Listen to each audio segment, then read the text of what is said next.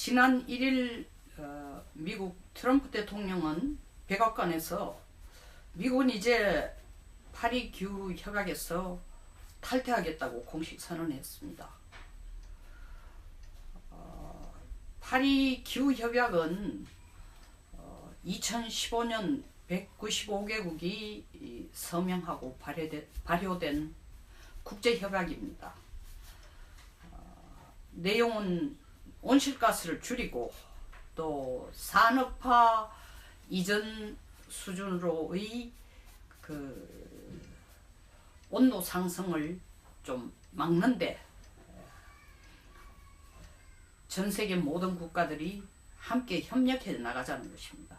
물론 이런 파리 기후 협약 이전에 98년부터 이런 움직임이 실제로 있었죠. 그러니까 98년, 99년에 전 세계 국가들이 머리를 맞대고 교토 의정서를 채택을 하고 2005년부터 교토 의정서가 발효됐습니다. 교토 의정서의 골자는 이산화탄소 배출량을 좀 줄이고, 그리고 온실가스 배출량도 줄이고, 그리고 2도 이상으로 지구 온도가 올라가는 것을 좀 막는데 함께 노력을 해보자라는 것입니다. 교토의정서가 2020년에 효력이 만기되니까 거기에 대한 대처 국제협약이라고 볼 수 있죠. 파리기후협약이라는 건. 트럼프 대통령이 파리기후협약을 탈퇴하겠다 하면서 한 변이 뭐냐 하면은, 나는 파리 시민이 아니고 피츠버그가 나를 선출해 준 것이다. 피츠버그 시민에 의해서 나는 미국 대통령이 됐다. 그러니까 피츠버그뿐만 아니라 미국 시민을 위해서 나는 일을 해야 된다. 파리 기후협약 탈퇴는 미국을 위하는 일이다 라고 얘기를 했습니다. 그렇다면 온실가스 배출이 늘어가고 지구 온도가 올라가는 것은 피츠버그만 빼고 전 세계가 이산화탄소 가스 배출이 늘어나고 지구 온난화가 되는 겁니까? 미국이 여기를 탈퇴한다고 해서 트럼프가 미국 국민을 행복하게 해줄 수 있다고 말할 수 있는 근거는 뭐죠?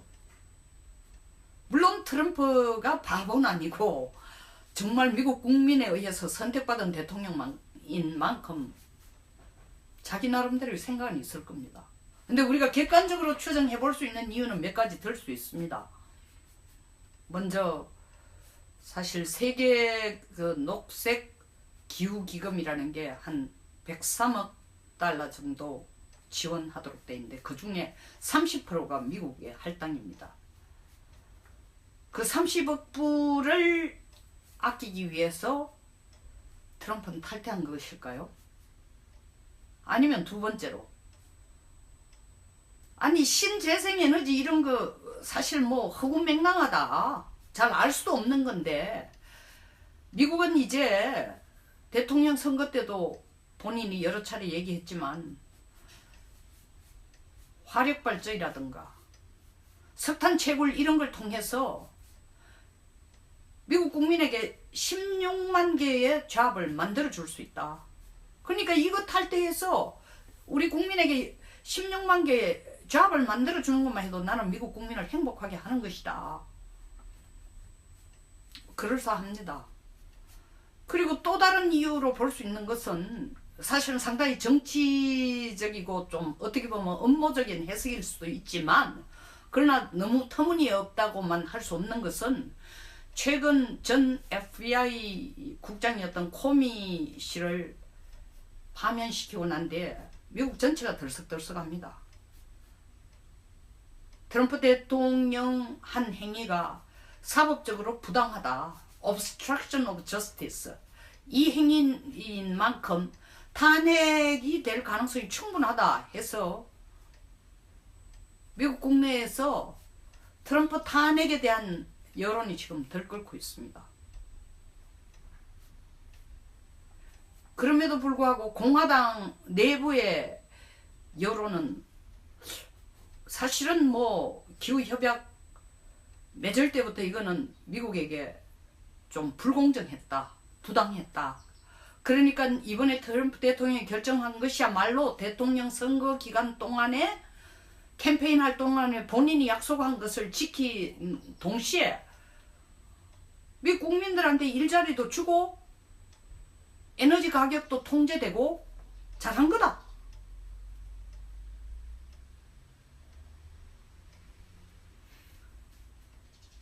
그리고 헤리티지 재단 같은 보수적인 데서는 하는 얘기가 아니 정말 이것이야말로 상당히 리저너블, 객관적으로 볼 때 가장 뭐 타당하고 적절한 조치였다라고 하는데 민주당의 생각은 전혀 다릅니다.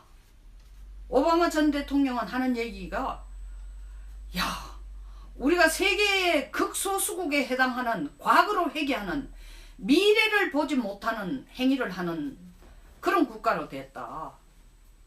펠로시 하원 의원 원내대표는 미국의 리더십을, 세계적인 리더십을 포기하는 행위나 같은 거다. 또 오바마 정권 때에 국무장관을 한 캐리 장관을 하는 얘기가 아니 트럼프 대통령이 미국 우선주의로 가자, 미국 최고주의로 가자, 미국 우월주의로 가자 하더니 미국 꼴찌주의로 지금 회귀하는 그런 행동이 바로 이거 파리 협약 탈퇴 아닌가 라는 맹비난을 쏟아내고 있습니다. 그런 반면 국제사회에서는 이 트럼프 대통령의 탈퇴 선언이 나오자마자 중국은 굉장히 약삭빠르게 EU에게 달려가서 하는 얘기가 야 EU하고 우리는 정말 이거 온실가스 이 감축에 적극적으로 협력을 해야 된다. 사실 중국이 전 세계에서 지금 온실가스 배출량이 1위입니다. 거의 한 30% 됩니다. 미국이 그 절반입니다. EU는 중국에게 아주 반가운 환대를 하고 있죠. 동시에 양면작전으로 또 중국은 뭐라고 얘기하냐면 아니 뭐 미국이 빠지는데 그렇다면 우리도 화력발전소 한 수백 개를 더 지어야 되겠다. 인도도 맞장구 치고 있습니다. 아니 2020년까지 우리가 석탄 채굴을 한 2배로 늘리는 거 어떨까? 개발도상국가들 하는 얘기는 또한 철광이나 화학 이런 것은, 이런 산업은 사실 온실가스 배출에 직접적인 영향을 미치는데 우리가 이때까지 국제사회끼리의 약속과 협약 때문에 굉장히 자제해왔다. 그럴 필요는 뭐 있나? 우리도 지금 온실가스 배출, 이산화탄소 배출에 대해서 더 이상 신경 쓰지 말고 우리 국가의 경제 성장을 위해서 그냥 내키는 대로 하자. 뒤집어 얘기하면은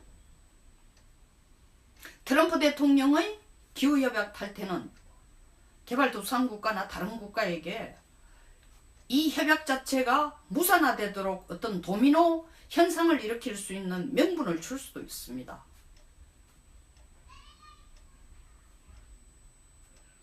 그럼에도 불구하고 트럼프 대통령이 이러한 선언을 한 데는 아까 제가 말씀드린 것처럼 정말 돈 30억 불을 줄이기 위해서 한 건지